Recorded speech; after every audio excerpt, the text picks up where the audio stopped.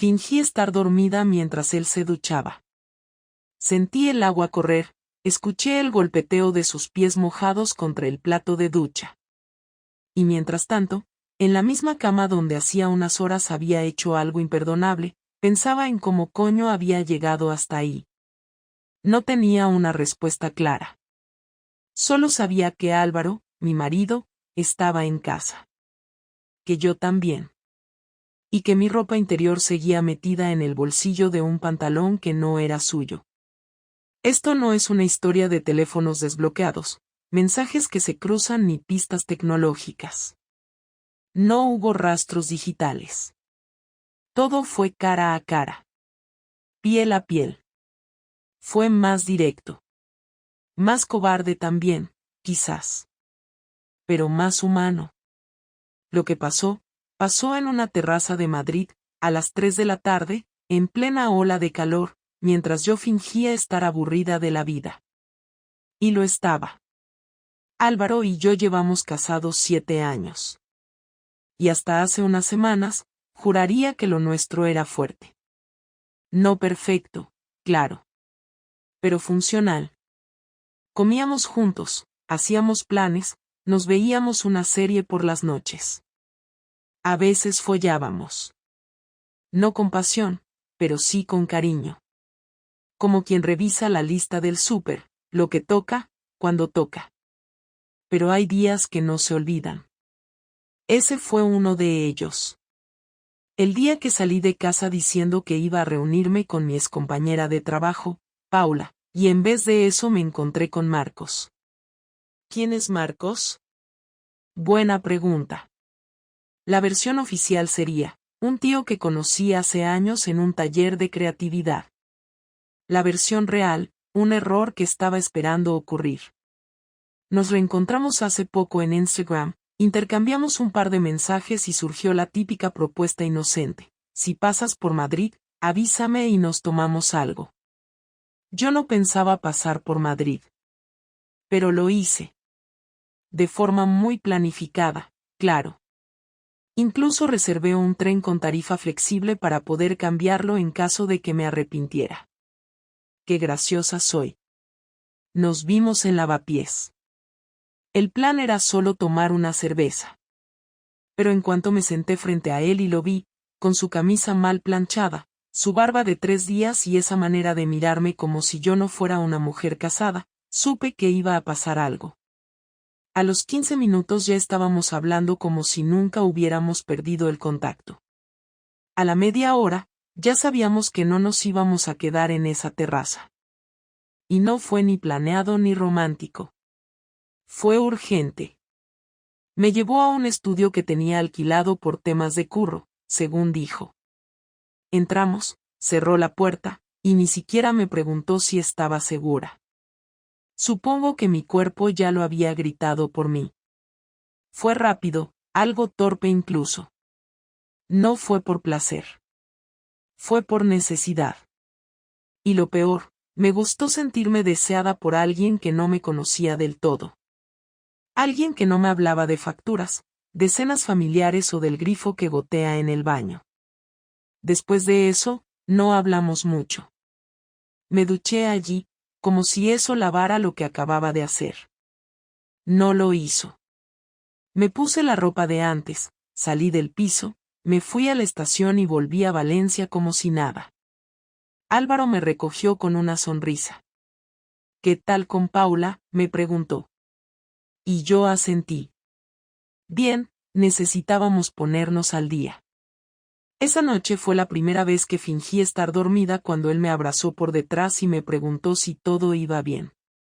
No pude contestarle. No porque no quisiera. Sino porque no tenía ni puta idea de qué decirle. Y ahora, mientras escucho el agua de la ducha correr, pienso, esto no va a acabar bien. Álvaro empezó a sospecharlo, aunque no lo dijera. Fue por cosas pequeñas. Gestos, miradas, momentos en los que no supo qué hacer con su propia desconfianza. Yo no cambié tanto después de lo que hice, al menos eso creía. Seguía cocinando como siempre, seguía preguntando por su madre los domingos, Seguía sentándome con él a ver la misma serie de los martes, incluso hice el esfuerzo de tocarlo un poco más, como si eso pudiera compensar algo o como si mi cuerpo supiera que tenía que disimular mejor. Pero hay silencios que cambian, que se vuelven más largos, más densos, más incómodos. Y eso fue lo que pasó en casa. Empezamos a tener demasiados silencios de esos. Ya no eran los cómodos que compartes después de una cena, eran los otros, los que vienen cuando uno de los dos quiere decir algo pero no sabe cómo. O peor, sabe cómo pero no se atreve. Todo explotó una noche cualquiera, de esas que parecen no tener importancia, un miércoles en el que yo había trabajado todo el día desde el portátil, con clientes que no sabían lo que pasaba en mi cabeza, y Álvaro había llegado más serio de lo normal. Había comprado sushi y vino blanco, sin avisarme, como un gesto que parecía amable pero que llevaba algo detrás. Cenamos frente al portátil viendo una serie inglesa y, en un momento dado, él pausó el capítulo y me miró con esa cara suya de cuando quiere hablar en serio. No preguntó directamente, no me acusó. Solo dijo, «Clara, ¿estás bien conmigo?». Lo dijo despacio, como si midiera cada palabra para no decir la que realmente quería decir. Me lo soltó sin mirarme a los ojos, pero con una seriedad que no tenía nada que ver con si me gustaba la cena o no. Fue una pregunta que no buscaba saber cómo me sentía, sino que escondía algo más. Una especie de dime lo que hiciste, pero envuelto en papel de regalo. Y ahí empecé a sentir cómo se venía todo abajo. Me agarré a la copa como si fuera a romperse. Le dije que claro que sí, que por qué lo preguntaba. Y él no respondió inmediatamente, solo levantó un poco las cejas y dijo, «Te noto distante». Le dije que estaba cansada, que llevaba semanas durmiendo mal, que el trabajo me tenía harta. Todo era cierto, pero no era la razón. No era el motivo por el cual me temblaba un poco la voz ni por el cual no podía dejar de mirarle los labios mientras hablaba. No era por eso que había pensado en Marcos cada vez que me tocaba por la noche, como si mi cabeza hubiera cambiado de dueño. Álvaro notó que no era una respuesta real. Me miró, esta vez sí, con fuerza, y repitió la pregunta, igual que antes, ¿estás bien conmigo? Esa vez no le respondí enseguida. Tardé. Y cuando respondí, lo hice bajando la cabeza, como si estuviera confesando algo que no había dicho en voz alta todavía. No lo sé, dije. Eso fue todo. Y bastó para que entendiera que algo pasaba, aunque aún no supiera qué.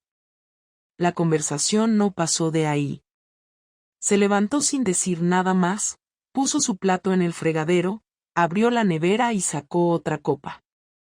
Llenó la suya. Me ofreció más vino, le dije que no.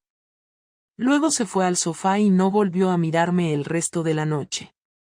Me encerré en el baño, me lavé los dientes y no lloré, pero me miré al espejo mucho rato.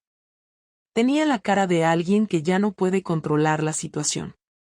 Cuando volví al dormitorio, él ya estaba acostado de lado, dándome la espalda. No dijo buenas noches. Los días siguientes fueron peores, porque no volvió a mencionarlo. No dijo nada, no preguntó nada, no mostró ningún interés. Se convirtió en alguien educado, funcional, pero nada más. Como si hubiéramos retrocedido años en una sola noche. Ya no era su Clara. Me trataba como a una compañera de piso. Y eso me dolía más que cualquier reproche que hubiera podido lanzarme. Pero no se quedó de brazos cruzados. Empezó a buscar respuestas por su cuenta. Una noche lo noté. Me pidió el portátil para revisar un documento viejo de su trabajo y cuando se lo pasé, noté cómo dudaba al abrirlo. Fingió no encontrar el archivo, pero vi cómo su mirada se iba hacia la barra de búsqueda. Después me lo devolvió y no dijo nada. Al día siguiente me di cuenta de que había revisado el historial de navegación. No sé qué esperaba encontrar, pero no encontró nada. Yo no era tan estúpida. No había mensajes. No había nombres. No había aplicaciones ocultas. Lo mío con Marcos había sido analógico, como si hubiera querido evitar precisamente eso, ser descubierta. Como si una parte de mí supiera que tarde o temprano Álvaro sospecharía y que los rastros digitales serían el final de todo. Pero su forma de mirarme cambió. Ya no era un hombre dudando. Era un hombre que estaba casi seguro. Empezó a vigilarme sin hacerlo evidente. Me preguntaba con quién hablaba cuando sonaba el móvil. Me preguntaba si había salido o si iba a salir. Empezó a decirme cosas como tienes algo que contarme, con un tono que mezclaba resignación y rabia contenida. Yo seguía negándolo todo. Seguía fingiendo. Seguía intentando convencerme de que podía volver atrás. Pero ya no podía. Lo sabía. Y lo peor era que no sabía si quería hacerlo.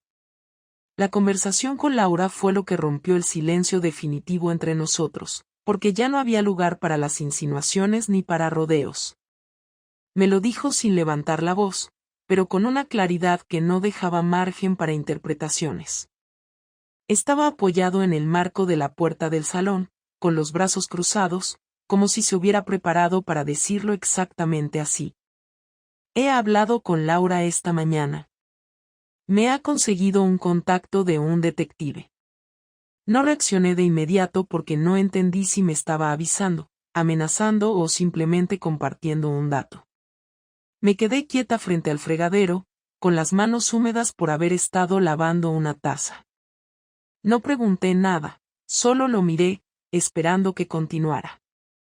Lo contraté ayer. Solo para que sepas. Esta semana sabré si hay algo que yo no sepa. Lo dijo como si estuviera dándome la última oportunidad de confesar. Me giré lentamente, y sentí que todo el aire del salón se volvió más espeso, no porque fuera un momento dramático, sino porque por fin se había roto la rutina de evasión. Le respondí que no tenía nada que ocultar, que si necesitaba hacer eso para estar tranquilo, me parecía bien, pero no sabía si lo dije para protegerme o porque de verdad me parecía bien.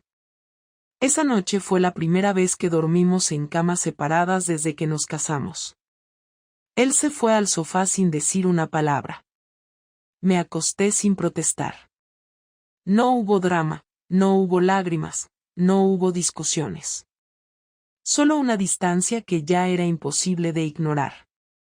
En lugar de rabia, lo que sentí fue una especie de resignación incómoda, como cuando algo se desmorona y sabes que no tiene arreglo pero tampoco puedes evitar seguir ahí, mirando los restos. No intenté convencerlo de que volviera a la cama. No le pregunté qué había averiguado. No hice nada, porque ya sabía que todo iba a salir. Y lo peor era que una parte de mí ya no sentía miedo, sino alivio. 3 días después llegó del trabajo antes de lo habitual. Entró a casa con una carpeta fina bajo el brazo, como si fuera un trámite más. Se sentó en la mesa del comedor y esperó a que yo terminara de poner la lavadora. No me dijo tenemos que hablar, no alzó la voz, no rompió nada. Solo abrió la carpeta, sacó un par de fotos impresas en papel barato, de esos que usan los informes rápidos, y me las extendió por encima del mantel. En la primera estaba yo saliendo del edificio donde vive Marcos. En la segunda se me veía caminando con él por la calle, muy juntos, su mano tocándome la espalda. En la tercera, nos estábamos despidiendo con un beso. No fue un beso apasionado ni vulgar, pero no era un saludo de amigos. Era suficiente. No las miré mucho. Con la primera bastó para entender que no había nada que decir. No quiero que me expliques nada. No quiero que digas que fue un error, ni que te sentías sola, ni que no sabes qué te pasó. No necesito que llores ni que finjas arrepentimiento. Solo quiero saber si esto fue la única vez o si llevas tiempo haciéndolo. Me lo dijo sin rabia, sin temblor, sin gestos de alguien al borde del colapso. Parecía haberlo ensayado. Se lo agradecí en silencio, porque lo único que no hubiera soportado era que me gritara. tardé en responder. Me senté frente a él, puse las manos sobre la mesa y dije lo único que era verdad, fue una vez. Pero sí, lo había pensado antes. Apretó los labios, bajó la mirada y luego se levantó. No dijo nada más en ese momento. Guardó las fotos, cerró la carpeta y la dejó sobre la encimera. Luego se metió en el baño y cerró la puerta. Escuché cómo abría el grifo del lavabo. Me quedé ahí sentada, en la misma postura, sin saber si debía llorar o levantarme. No hice ninguna de las dos cosas. Cuando salió, volvió al salón como si nada. Se sirvió un vaso de agua y se quedó de pie, mirándome. Mañana voy a empezar a mover las cuentas. No quiero compartir nada contigo que no sea obligatorio. Quiero que sepas que no voy a hacerte daño, pero tampoco me voy a quedar esperando a que decidas si quieres arreglar esto. No pienso perdonarte, ni intentarlo. Tampoco voy a contárselo a nadie. No me interesa la humillación pública. Pero voy a dejarte. Y cuanto antes lo entiendas, mejor. Asentí. No lloré. No le pedí tiempo. No intenté justificarme. Él no había dejado ningún hueco para eso, y se lo agradecí. Me dijo que se iba a dormir a casa de su hermana esa noche. Que iba a tomarse unos días para organizar sus cosas. Que necesitaba tiempo, no para pensar si me perdonaba, sino para decidir cómo cortar lo que quedaba. Se fue sin mirar atrás. Cerró la puerta sin portazos. Y yo me quedé en esa casa que ya no era mía, aunque legalmente todavía lo fuera.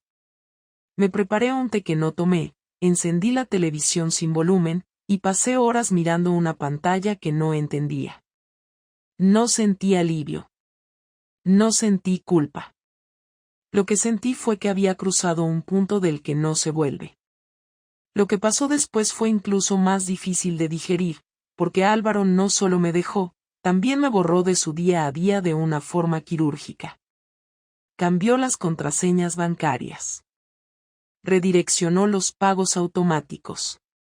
Me envió un Excel con los gastos conjuntos que había cubierto en los últimos 6 meses y me pidió que abonara mi mitad. No me insultó, no me acusó de nada, no me trató con desprecio. Solo fue preciso. Eficiente. Un hombre herido que había decidido no perder el control por nada. No me gritó ni una sola vez. No rompió nada. No me preguntó si estaba enamorada de Marcos. No quiso saber si lo iba a volver a ver. Simplemente se alejó. Y eso me dolió más que si me hubiera arrojado un plato a la cabeza. Porque entendí que ya no quedaba nada. Ni un gramo de esperanza. Y no porque lo hubiera decidido él. Sino porque lo maté yo. Con una sola decisión. Con una sola tarde. Con un error que ni siquiera puedo decir que fue un error. Porque en ese momento no lo sentí así. La primera señal de que Álvaro no pensaba irse de mi vida en silencio llegó exactamente 9 días después de que se marchara de casa. Fue una carta certificada, de esas que no se usan mucho hoy en día, y que por eso mismo ya me puso en alerta. Venía con su nombre completo como remitente, pero no incluía una nota personal ni ninguna frase emocional. Solo un papel impreso con membrete de una notaría, en el que se informaba que había iniciado formalmente la separación de bienes, acompañado de una lista detallada de los bienes muebles e inmuebles que consideraba de su exclusiva propiedad, y una copia del contrato de arrendamiento de un piso en el centro, firmado hacía apenas 5 días. No había espacio para malentendidos, no solo se había ido, sino que había comenzado un proceso legal sin avisarme, sin darme tiempo para siquiera sugerir otro camino. El mensaje era claro. Me estaba sacando de su vida con método, sin escenas, pero sin dejarme margen de acción. Llamé a su móvil, no porque pensara que iba a cambiar algo, sino porque necesitaba escuchar de su boca lo que ya estaba por escrito. No contestó. Le dejé un mensaje de voz que decía, recibí la carta. Si quieres hablar, ya sabes dónde estoy. No respondió. A la mañana siguiente, una notificación en mi correo electrónico me avisaba que se había cancelado nuestra cuenta conjunta del banco y que se había creado una nueva a nombre exclusivo suyo. Todas las suscripciones digitales, los servicios compartidos, hasta el paquete de televisión, estaban ahora fuera de mi acceso. En menos de 2 semanas, había borrado toda interdependencia. No necesitó insultarme, no me bloqueó de redes sociales, no publicó indirectas ni buscó aliados. Me aisló. Me quitó lo que nos unía de forma limpia, y me dejó sola en una estructura vacía que ya no era una casa, sino el recuerdo de una vida que él había decidido terminar sin derrumbarla a gritos. No pude evitar sentir que eso era peor que cualquier reacción emocional. No solo me estaba castigando por haberle sido infiel, sino que lo hacía de una forma que no me daba espacio para justificarme ni para recuperar la dignidad. Y no acabó ahí. A las 2 semanas, me escribió un mensaje breve: hoy pasaré a recoger algunas cosas. Estaré a las 6. Espero que no haya problema. No preguntó si yo estaría o no. No sugirió que habláramos. Fue una instrucción más que una comunicación. Llegó puntual, acompañado de Tomás, su amigo de toda la vida, con quien yo tenía una relación cordial pero que ahora ni me saludó al entrar. Traían cajas y bolsas, y durante más de 1 hora se movieron por el piso sin decir nada. Tomás se encargó de la ropa y de los libros. Álvaro fue directo al cajón de los documentos y a la estantería donde teníamos objetos de valor que habíamos comprado juntos. No se llevó todo, pero seleccionó con precisión lo que era suyo, lo que él había pagado, lo que había sido parte de su esfuerzo personal. Cada vez que pasaba cerca de mí, evitaba mirarme. Me senté en la mesa de la cocina sin abrir la boca. Ni siquiera supe qué cara poner. Intenté mantener la compostura, pero sentía que me estaban desalojando emocionalmente. Antes de irse, me dejó un sobre la mesa. Estos son los datos del abogado. Si necesitas representación, busca a alguien. No lo hagamos más complicado de lo que ya es. Fue lo único que dijo en toda la visita. Ni una frase personal, ni una queja, ni una expresión de tristeza. Se fue con las cajas, y el sonido de la puerta al cerrarse fue más definitivo que cualquier discusión. Me quedé mirando ese sobre como si fuera un objeto peligroso. No lo abrí hasta la noche. Dentro estaba el nombre de un despacho de abogados, un número de expediente, y una lista preliminar de acuerdos que él proponía para la separación. No pedía la casa, no pedía una compensación económica, pero sí dejaba claro que no quería compartir nada más, ni mantener ningún contacto innecesario. Solo proponía resolver el trámite de forma rápida, ordenada y sin drama. La venganza no vino en forma de gritos ni de escándalos, sino en esa forma de desmantelar nuestra vida común con una eficiencia que dolía más que cualquier traición. Me quitó hasta el lenguaje compartido. No hubo frases de cierre, no hubo repaso de momentos, no hubo por qué hiciste esto, ni te sigo queriendo a pesar de todo. Solo había gestos fríos, respuestas administrativas, y una desconexión que parecía entrenada. Me dejó sin rol. No podía defenderme de nada, porque no me estaba atacando. Solo me estaba borrando, y lo hacía sin mirar atrás. El golpe más fuerte llegó 1 semana después, cuando recibí una invitación a una cena en casa de nuestros antiguos amigos, Sofía y Ernesto. Era una cena habitual, de esas que hacíamos cada 2 meses, y a la que siempre íbamos los dos. Lo curioso fue que la invitación venía solo a mi nombre. Pensé que era un error. Les escribí para preguntar si Álvaro también estaba invitado. La respuesta fue directa: lo hablamos con él, pero dijo que no le interesa mantener el contacto. Dijo que cada quien debe seguir con lo suyo. Fue en ese momento cuando entendí que había comenzado a cerrar círculos por completo. Estaba haciendo que las personas que conocíamos en común eligieran, pero sin pedírselo abiertamente. Solo desaparecía de sus planes, para que ellos decidieran si seguían viéndome a mí o no, y en muchos casos, yo era la que perdía. Nunca me insultó. Nunca me humilló en público. Nunca publicó una palabra sobre mí en ninguna parte. Pero dejó que todo el entorno supiera, de forma sutil, que ya no formaba parte de su vida. Me dejó el trabajo sucio, la vergüenza sin la exposición. Me convirtió en la mujer que traicionó y que no merecía explicaciones. Y con eso, consiguió exactamente lo que buscaba. Dejó claro que él no era la víctima que se arrastra, sino el tipo que reconstruye sin mirar atrás. Y me hizo cargar con todo el peso de mi decisión sin ni siquiera tomarse la molestia de reprochármelo. Lo vi entrar al café sin buscarme con la mirada. Caminó directo a la mesa donde yo ya lo esperaba, se sentó frente a mí, colocó su móvil sobre la mesa boca abajo y pidió un café solo al camarero, que se acercó apenas notó movimiento. Yo ya tenía mi bebida delante, no la había tocado. Habíamos quedado a las 6 en punto, y a las 6:02 ya estábamos sentados frente a frente, después de casi un mes sin vernos ni hablar más allá de mensajes puntuales sobre el proceso legal. No hubo saludo, ni sonrisa, ni cortesía. Solo un silencio sostenido que él no pareció tener intención de romper. Fui yo quien empezó a hablar, aunque no con una idea clara de qué decir. Solo solté lo primero que salió. Gracias por venir. No contestó, pero tampoco desvió la mirada. Siguió observándome como si esperara que yo dijera todo lo que tenía que decir de una vez. Quería hablar antes de que firmemos nada. No para pedirte nada, ni para convencerte de nada. Solo para decir lo que no pude decir antes.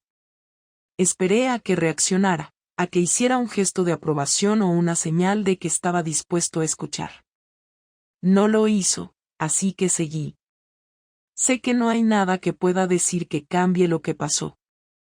Y no espero que me perdones, ni ahora ni nunca. Solo quiero explicarte por qué llegué a hacer lo que hice. No porque piense que tenga una buena justificación, sino porque creo que mereces saberlo directamente de mí. Finalmente, bajó un poco la mirada, como si por fin aceptara que estaba ahí para escuchar. No dijo nada, pero me dio el espacio para continuar. No fue un impulso, no fue algo que surgió sin pensar. Y eso es lo peor de todo. Porque si hubiera sido una estupidez de una noche, quizás sería más fácil de explicar. Pero no lo fue. Lo pensé, lo planeé, lo busqué. Y no porque no te quisiera, ni porque me faltaras como pareja. Me faltaba algo, sí, pero no era tu culpa. Era algo en mí que se apagó, que necesitaba sacudirse, que no supe manejar de otra forma. Tomó su café cuando llegó, bebió un sorbo y volvió a dejarlo sin mirarme. No sabía si estaba logrando que me escuchara realmente, pero al menos no se levantaba ni me interrumpía. A veces uno cree que va a vivir con alguien para siempre, pero no sabe qué hacer cuando todo empieza a parecer una repetición.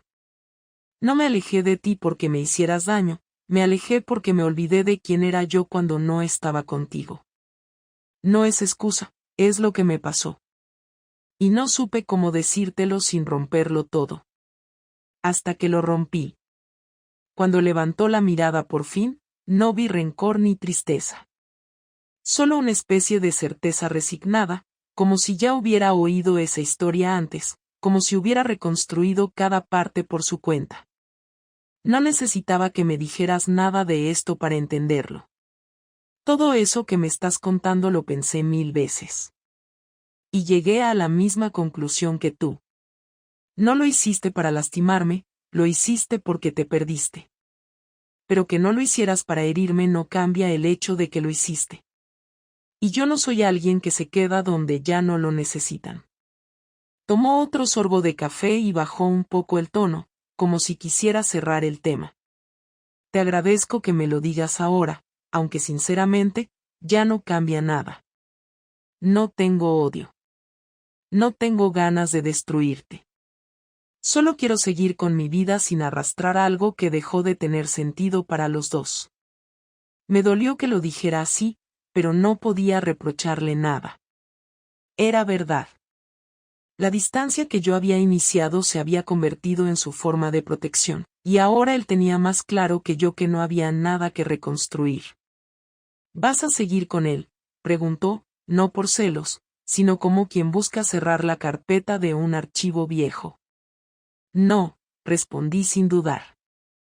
Ni siquiera seguimos en contacto. Lo nuestro fue lo que fue, y terminó. No hay nada ahí. Asintió con una expresión que no sé si era alivio o simple aceptación. Me alegro, no porque crea que así tienes más derecho a redimirte, sino porque al menos eso demuestra que no era algo serio, solo una salida equivocada. Hubo un silencio incómodo después de eso, como si ya no quedara nada por decir. Pero yo sentía que no podía dejarlo ir así, que faltaba una última pregunta, algo que necesitaba oír aunque doliera. ¿Realmente no quieres volver a intentarlo en ningún momento? Él no reaccionó enseguida. Se tomó su tiempo para responder. No, Clara. Y no porque no te haya querido, sino porque ahora ya no puedo confiar en ti. Y sin confianza, volver sería fingir. Y yo no quiero una vida donde tenga que fingir que está todo bien cuando no lo está. Después de eso ya no hablamos más. Pagó el café sin que yo se lo pidiera.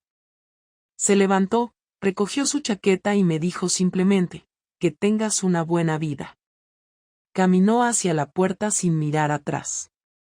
No me besó en la mejilla, no me tocó el brazo, no dejó ningún gesto pendiente. Salió del café como si cerrara una puerta más. Me quedé ahí, con mi café frío, sin ganas de beberlo, sintiendo que esa fue nuestra verdadera despedida. Después de aquella conversación en el café, no volví a saber nada de Álvaro. No hubo mensajes, llamadas ni nuevos encuentros. La notaría nos convocó por separado para firmar, y todo se resolvió en menos de una hora. Cada uno con su abogado, sentados en extremos opuestos de la sala, sin mirarnos, sin dirigirnos la palabra, solo firmando papeles con una velocidad que parecía burlarse del tiempo que pasamos construyendo una vida en común.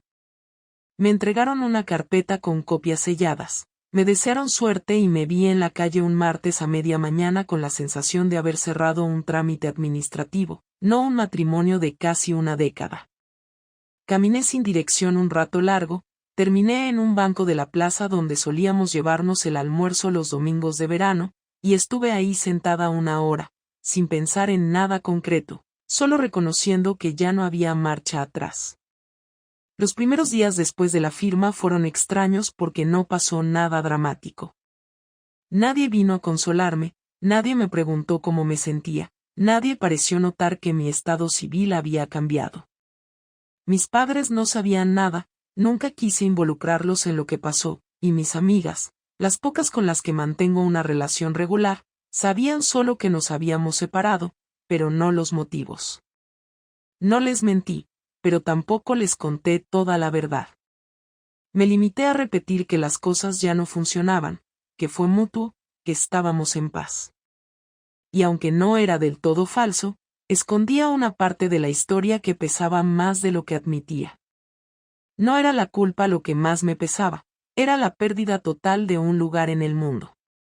Había estado tan acostumbrada a ser la esposa de Álvaro, a tener esa rutina, ese hogar compartido, esas conversaciones mínimas pero constantes, que ahora no sabía muy bien cómo llenar los días. No tenía hijos, no tenía mascota, no tenía compromisos sociales regulares. Solo tenía trabajo, correo electrónico, tareas domésticas y mucho silencio.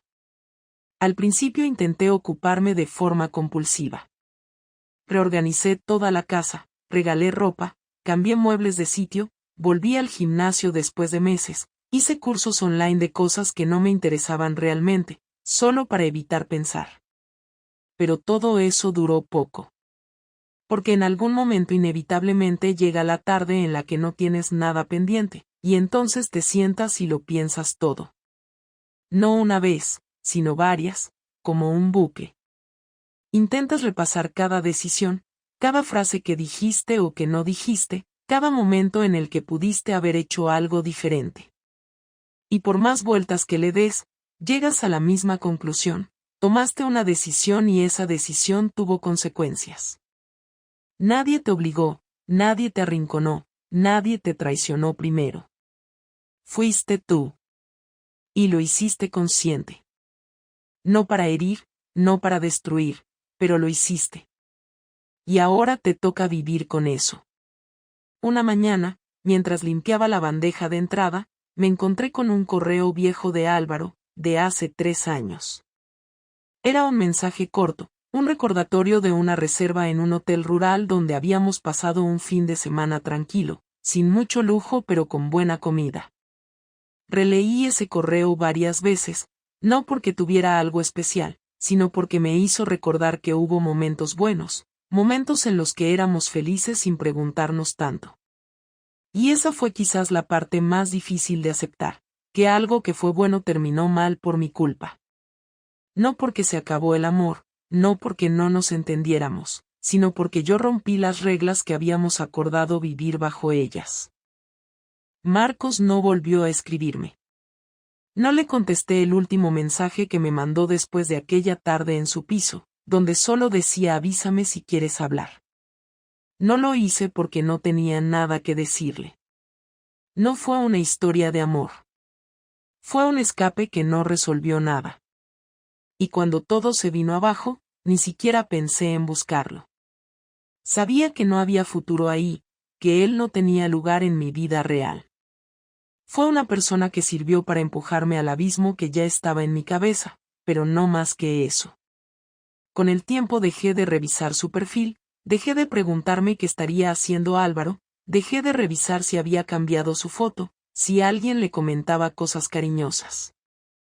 Acepté que él ya no estaba. Que no iba a volver. Que si en algún momento tuviera una nueva pareja, yo no iba a ser parte de esa historia. No sentí celos ni nostalgia. Sentí algo más parecido a la neutralidad. Como cuando te mudas de ciudad y dejas de frecuentar el supermercado donde ibas siempre. Sabes que existe, que está ahí, pero ya no forma parte de tu rutina. Hace poco me crucé con una conocida suya en un evento de trabajo. No éramos amigas, solo compartíamos contactos profesionales. Me preguntó si seguía con Álvaro, con una sonrisa de compromiso. Le dije que no, que nos habíamos separado hace unos meses. No hizo más preguntas. Asintió, dijo vaya, lo siento y cambió de tema. Y ahí me di cuenta de que para el resto del mundo nuestra historia era solo una más. Nadie iba a investigar. Nadie iba a juzgarme. Nadie iba a escribir una crónica. Éramos una pareja más que terminó, como tantas otras. Ahora vivo sola en el mismo piso. No quise mudarme, aunque lo consideré. Lo mantengo limpio, ordenado, sin rastros de él. No por rabia, sino porque ya no está. A veces me preguntan si me arrepiento. La respuesta es complicada. No me arrepiento de haber querido recuperar algo de mí, de haber cuestionado la rutina, de haberme preguntado si esa era la vida que quería. Pero sí me arrepiento del modo en que lo hice. Del daño que causé. De no haber sido capaz de hablar antes. De haber preferido el atajo al conflicto. No hay lección clara, no hay moraleja. Solo hay hechos. Lo hice. Me dejó. Firmamos. Se fue. Aprendí que no basta con querer entenderse a uno mismo si no eres capaz de compartirlo con quien vive contigo. Aprendí que no se puede tener todo y que cada elección implica perder algo. Y lo que perdí no era perfecto, pero era valioso. Y no volverá. Ahora solo me queda vivir con eso. Y hacerlo bien. Sin drama, sin excusas, sin intentar justificarme. Solo seguir. porque no hay nada más que hacer. Y porque nadie va a venir a rescatarme de lo que hice.